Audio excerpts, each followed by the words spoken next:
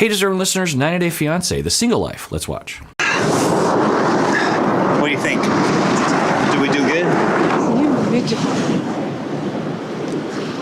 What are you thinking about? I feel like, I'm in paradise, but I have something that bothers me. What's any particular reason it didn't work out with your ex, Wim? With my ex-wife? Okay, so this is in a better direction than I think Natalie is capable of going in sometimes. I think she has that preoccupied worry of attachment loss, abandonment, betrayal, and instead of assuming that it's going to happen or that it is happening, she's willing to be convinced, I think. And so she's asking the question, so without information, I'm going to fill in all the gaps with a bunch of horrible information, assumptions about what happened with your ex-partners. So what exactly happened there? And she's asking the question, willing to fill in the gaps with what actually happened, which might help her to be less preoccupied. Now, if when I work with people who are preoccupied, this sort of question is fine, but fundamentally, awareness and a healing path regarding establishing earned security is much more likely to work, because I don't know if Natalie is aware of her attachment reactivity. I don't know if she's on any sort of path to heal from what I think to be the relational traumas she's been through. So it's fine to ask this question, but this alone won't, in my estimation, solve the problem. Because in relationships, there are always moments where, especially in the beginning, where you feel like, wait, I don't think this person really loves me. And part of it is inherent because he doesn't love her. Why would he? They barely know each other, right? So it's not unusual within the first few months, maybe, number of months, for a partner to be like, well, we'll see. And I'm dating other people, or at the very least, I'm waiting and seeing. And so you're not going to get that 100% definite answer. But anyway, so she's asking the question. It's good. And let's see how it goes. Now, he could say, really? Like, this is the second date. I'd rather not get into that, because if you don't want to talk about that, you certainly don't have to. At a certain point, you probably should, given, normal circumstances. I suppose there are some examples where you might not want to say anything about your past relationships, trauma, or I don't know, just some sort of shame or something. But anyway, so he could totally say like, okay, do I have to answer that question? Because it's not really something I want to get into. But it's a common conversation that people will have, and let's see how this goes. No, I just think we were really young, right out of high school, and I was a very young man, and, we just didn't have life experience like we do. And second, mother of the child. Oh. That's a pretty diplomatic answer. I'm guessing it's way more complicated. Well, I know it's way more complicated than that. And I'm guessing there's some dark sides to that, right? Typically, people don't break up because they're like, oh, we were too young. It's usually a lot of conflict, cheating on each other, something. To have a relationship. Was the child an accident or planned? It wasn't planned. It wasn't? No, but, I'm thankful that my daughter's there. She's the love of my life. She's my princess. But I've had failed relationships. I tell you what, one time it's a mistake. 2 times it's a habit. I've talked about this before. There's a good chance that she comes from an extremely judgmental cultural pocket in the world. I believe she's Orthodox, Christian, or Catholic, something. And it wouldn't be unusual for there to be really harsh judgment. I don't know about Ukraine and the culture there and the attitudes about this. I'm just going to take a guess and say that it's not as accepting of this sort of thing as the cultural pocket that he lives in, which I'm guessing is similar to mine. I don't know, West Coast kind of thing. The fact that he's in his 30s and that he's had 2 relationships in the past, at least, it shouldn't be that strange. That didn't work out. He mentioned, he sort of dropped in, there's been a lot of failed relationships. What I don't like that term, because to say failure, right? Like when you take a math test in high school and you get a 30%, you failed that test. There's a threshold upon which you can say that you passed the test, 60% or something. So yeah, you failed that test. You didn't study enough, or it was too hard for you or something. There was a threshold. You failed to cross the threshold. But when it comes to relationships, the vast, vast, vast majority of them, even in one individual's life, will end. But, because the only way to not have a failed relationship is if one of you dies in the middle of the relationship, right? Either of old age or otherwise. And so you died before you broke up. And, I've often wondered if and when we are able to extend human life, if it'll be nearly impossible to stay married to one person for the entire, say we managed to live 500, 700 years. I wonder how many marriages actually last that long. I don't know, but it's possible, I suppose. But and just imagine that. Anyway, point is that a failed relationship is such a judgmental thing, especially when you're applying it to other people, but even to the self, right? Just say we're involved with each other and we thought we would last forever and then we didn't. And that's all you can really say, right? It's all you need to say about it. Failed, broken family, these kinds of words are just in our culture, and it's based on an old model of tradition and religion or something that because back in the day, so all of our thinking is based on the norm, which was quite oppressive, particularly to women in the past, which is you essentially are matched with someone at the age of like 16 years old, maybe a little older, maybe a little younger, and you stay married to that person until the day you die. And that's just the way that it is. You don't really date other people. The first person that you are intimate with, even just emotionally, but sometimes it's arranged marriages, right? And obviously that's extremely limiting, particularly if you live in a culture that values connection and compatibility. The chance just imagine if all of us married the person that we had a crush on when we were 15 years old, or married the person that our parents wanted us to marry when we were 15 years old. It just seems like a disaster. Might it actually work out randomly sometimes? Sure. But anyway, as we progressed, we started to be more flexible about that, allowing individuals to make their own choices. And interestingly enough, maybe some of you know this history, that when divorce became easier, more legal, and more acceptable, at least kind of, a lot of women decided to leave their husbands because for the very first time, they were allowed to say, I don't want this. And this is why even today in 2022, more divorces in heterosexual relationships are initiated by the woman than the man. Because when you add up all the relationships, on average, people have problems regardless of gender. There's issues going both directions, relational traumas, reactivity. But when you add the additional layer of sexism and patriarchy and misogyny, then on average, women are suffering more than men in marriages. And it shows in the data that when given the chance to divorce, women are like, I'm out. So now, that doesn't mean that all marriages have that as a fact. All divorces have that as a factor.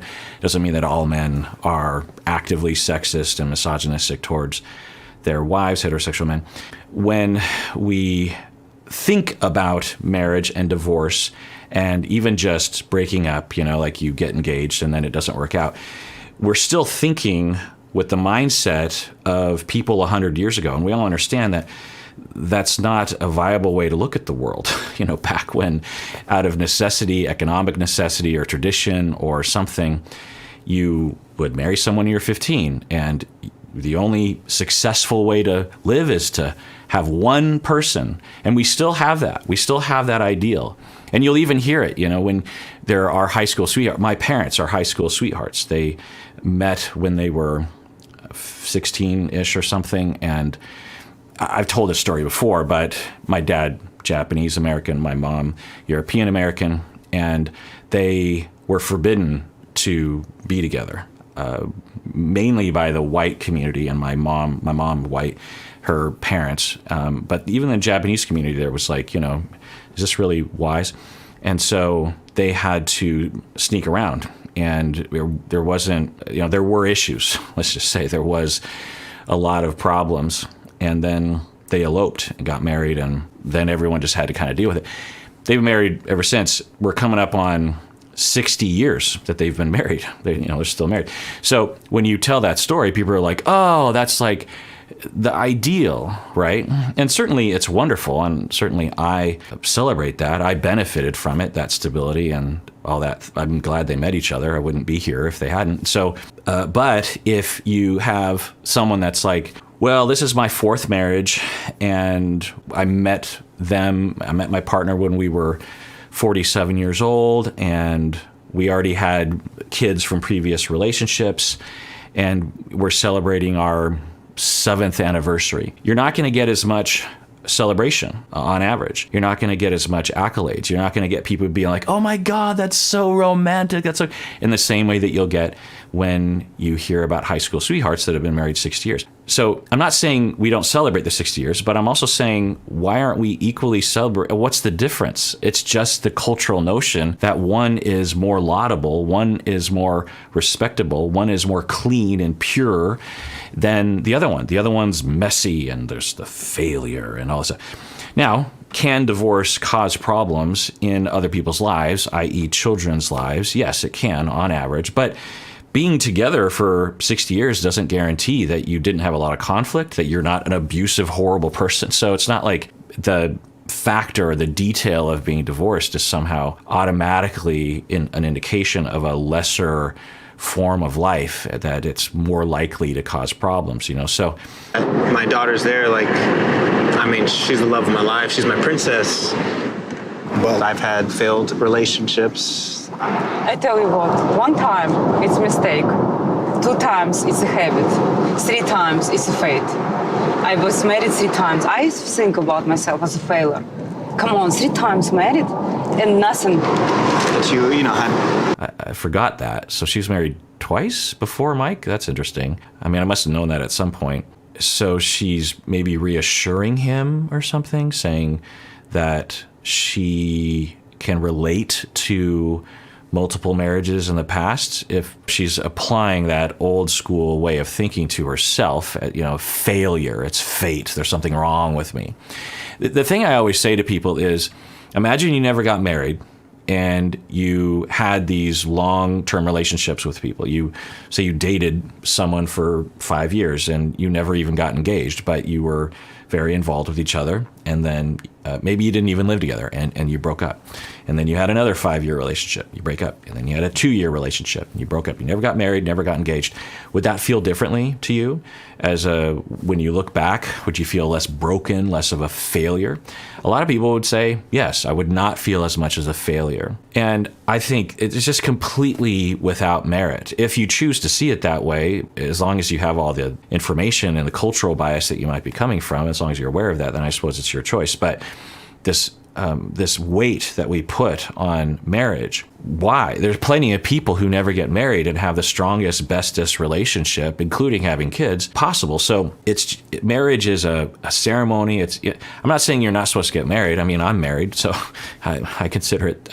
I wanted to marry my wife. I wanted the ceremony. I wanted that legal thing. I wanted that declaration, and I'm into it, but it doesn't have to be that way. The core of a relationship is dedication, loyalty, understanding each other, meeting each other's needs, listening to each other. Marriage and the ceremony is add up all the things, all the meanings, and what I would hold to be the importance of a long-term relationship. Marriage, especially the legal aspects of it, is like 0.0001% of the overall value and meaning of a long-term relationship. So I hope that she doesn't beat herself up for just having tried, and especially if she has a lot of relational traumas that I think she does, and thus attachment insecure reactivity. without any guidance, without anyone trying to help her, without any education, you're going to run into issues. And that's just her issues. God knows what her partner's issues were. I mean, look at Mike. Even if she were totally healed and with 13 years of therapy behind her, then I'm guessing that there would have still been some issues with Mike. You know what I mean? So I just hope she doesn't think of herself as a failure. And I encourage you to think about that for yourself. It ended. And you gave it your best shot. That's usually what people do. The vast majority of people, when they commit to a relationship or get married or get engaged, they're trying, right? They're really putting their best foot forward, and they're really trying to figure out. They wouldn't make those leaps if they didn't think it would work out. And so you gave it your best shot. And relationships are hard. Marriage is hard, especially when there's no guidance, or there's no access to mental health care. There's no access to couple therapy, or there's a ton of crappy advice online. I just hope y'all don't beat yourself up at all. You gave it a try. You tried. It was hard, and in the end, it was best for it to end. That's life. It's a tragedy, and normal though. Been married multiple times, but that doesn't bother me. I mean, our past is our past. People change, things happen in people's lives, and people grow apart, and that's just natural. But I'm really glad that I'm really getting to know you. Yeah, good. So he's basically saying what I said in a far more concise way. I don't know how she's dealing with this, though. I'm curious how she's coping or processing this. I'm looking forward to many more days with you, getting to know you more.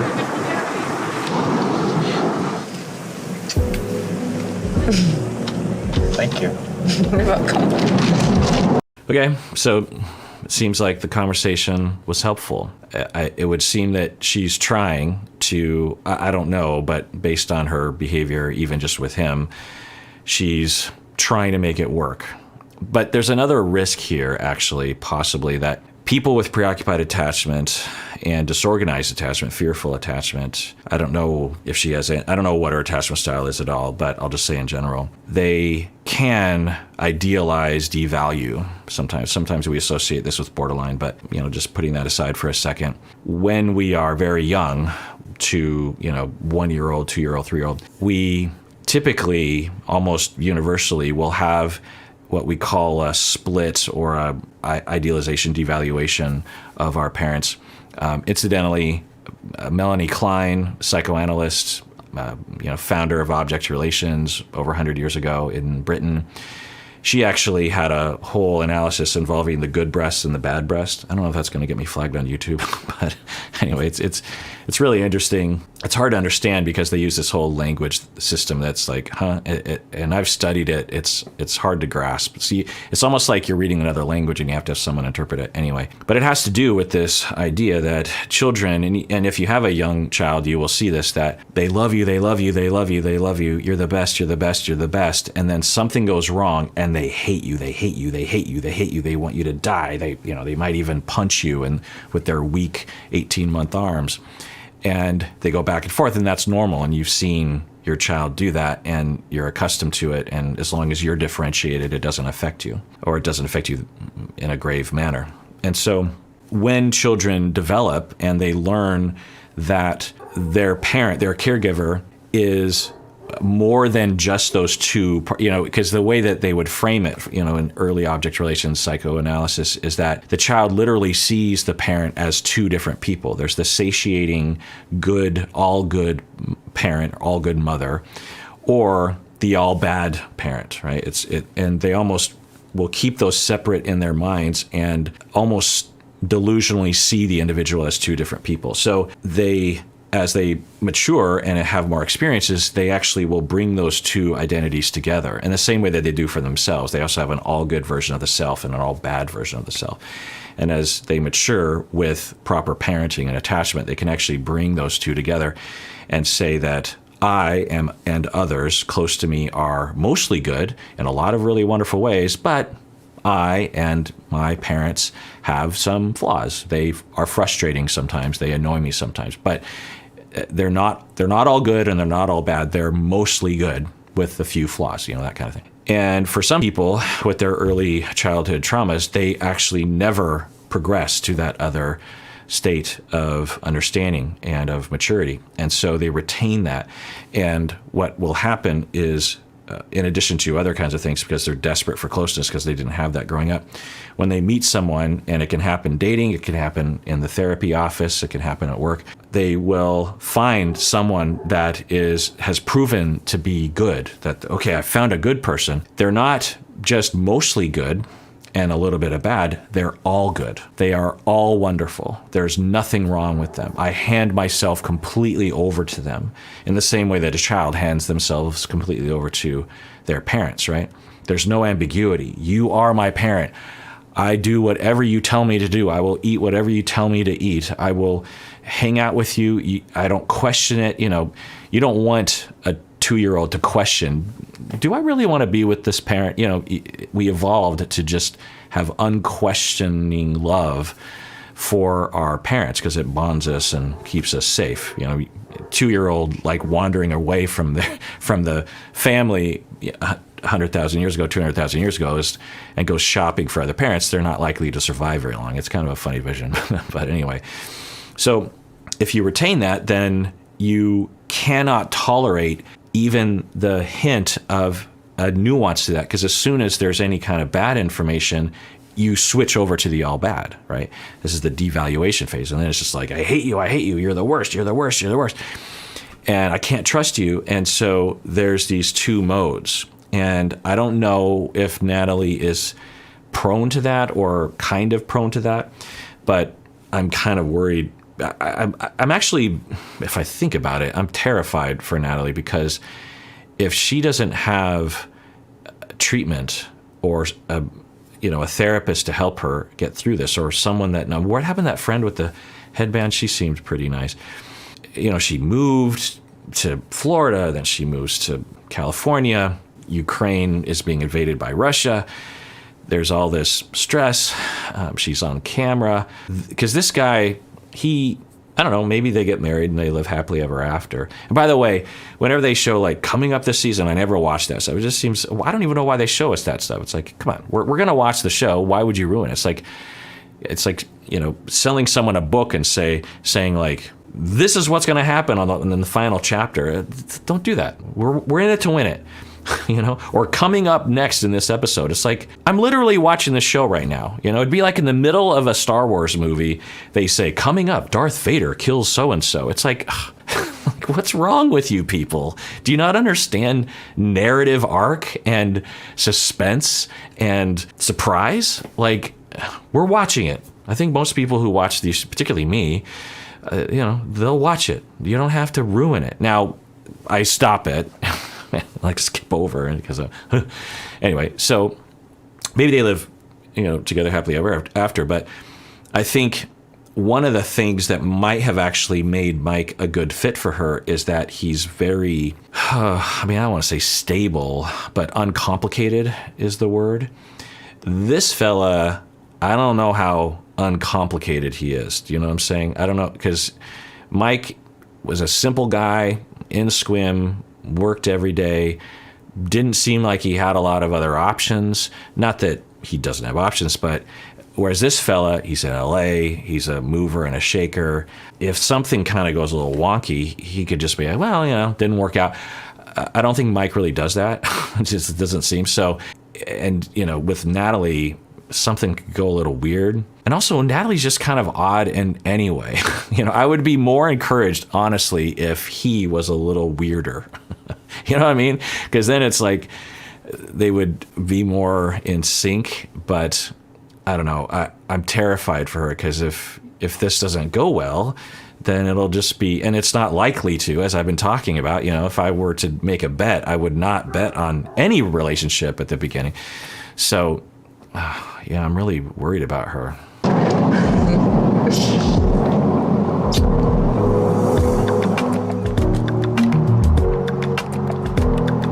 Normally, it'd be, this is a nice moment. She's opening up, There was that guy she dated last season and who, like, non-consensually touched her. Remember that whole thing? And so she's opening up, and there was that guy at the bar that was drunk hitting on her. It was disgusting. And so, not that being drunk and hitting, but the things he was saying, like, wasn't it like misogynistic and kind of creepy? Anyway, so this is great, Natalie. First successful dating since the beginning of Mike. You know, you're getting back out there. It looks like well, so here's another thing. It might actually work with him because he seems to not take things personally. She has been, at least, last week's episode, pretty insulting at times and unnecessarily angry, like weirdly angry on the first date. And he just seemed to roll with the punches. So sometimes that configuration, I've seen it before, can actually really work. You just have someone just like, yeah, you know, I'm here for her. I don't take it personally. I just sort of let it go by me. Some people are really good at that, and maybe he is, and maybe that will actually be the grease in the gears that'll keep it rolling down the hill. Is that a thing? Is that a saying that people say? I decided that I miss a kiss, so I decided I need to try kiss. Kiss was good, like in the good old-fashioned Hollywood movies. I will cherish this memory for a long, long time. But I can fall for a lot, and it scared me to hell being not in control of my feelings. I don't want to be hurt again. Yeah, that's good. And it's also good that she has some awareness of that, as really everyone should. Just be like, okay, well, keep things in check. I barely know this guy. This is our second date. So, you know, let's see how things are going. That's one thing, depending on people's issues, that's one thing that I will actually really work on clients with, of just like, or even just friends that I'm talking to. It's tempting, particularly for some people, to really project yourself into the future. What does this mean? We're getting married. We're going to have kids. It's just like, slow down, live in the moment, right? But then they'll say, but, you know, I want to have kids and I want to get married. It's like, yes, and you're not going to get anywhere running yourself up a wall trying to figure out what is happening or what this means, because there's no way to know. And if you start asking all those questions and desperately looking for answers, you might just fill in with an answer like, this is great when you have no idea, or this is terrible when you have no idea. Just live in the moment. Have in the back of your mind like, well, this might work out, but it also might not work out. And I just have to accept that, because that's what dating is. That's what this stage of relationship, that could last a long time, right? Is it worth it to go on the next date? Is the relationship worth continuing with, right? You just, in the beginning, you just keep asking that question. Then maybe down the line, you start thinking, can we start thinking about the future? Is that something that might be on the table right now? All right, well, that does it for that episode. Everyone out there, please take care of yourself, because you deserve it. You really, really do.